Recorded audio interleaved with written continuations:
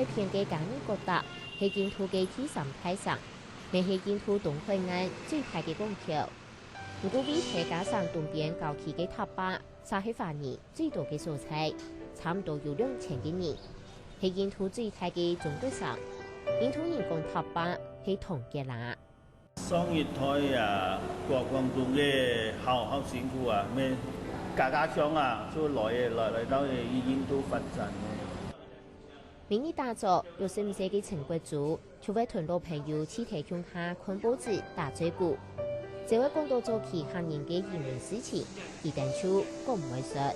先啊，我哋就去潮州嗰個山嚟嗰個香港新加坡，一次個旅遊。幾個時間3個月。面積長10個平方公里嘅塔壩，農白係鬼片嚟嘅，當媒體還有唔同，係行人鄉下打餅能開發起來嘅。因為建圖水牛皮資源過豐富，未有幾多華人了解做皮嘅技術。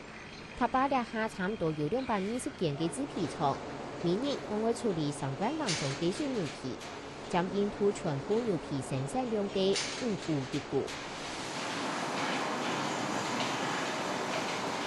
看到嗎？它會變得越來越薄。薄啊，這個裡面的東西把它刮出來了。那改皮呀？牛皮嚟嘅牛皮，佢哋嘅水果係拿出嚟嘅，拿出嚟皮就拿一曬啊，再過後拿一刨，曬了就這樣。可以了，哦。這個是牛皮啊。介意套做皮嘅技術，都已經有60多年嘅歷史嘅。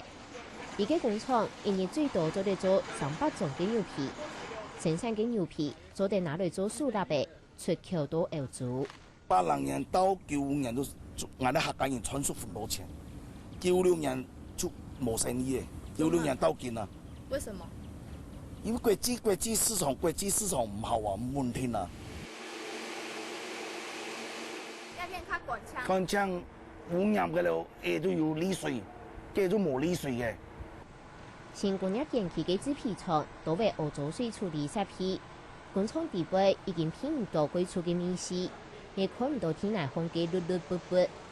不過，細工廠最少要花幾千萬盧比，費用實在係太貴嘅。不過也全部向外華人自家負擔。見我哋塔壩有220叫價，皮廠好塔壩，見發塔壩客家人搬嚟要50價。他要是200價冇辦法搭嘅，有50價要嚟向銀行嘅加錢，即加落來也搭皮廠。目前塔壩嘅200多間皮工廠，只有59間使到新嘅工業電器。雖然為咗應對政府嘅皮工廠搬遷計劃，東西華人還成立嘅環保資格商會，會向政府同有關嘅部門爭取應該有嘅利益同權利。不過對未來嘅發展，廠商還係有幾多嘅疑惑。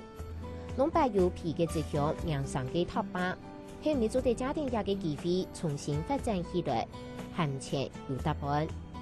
客家新聞陳清偉總編輯，提建圖塔壩嘅採訪報道。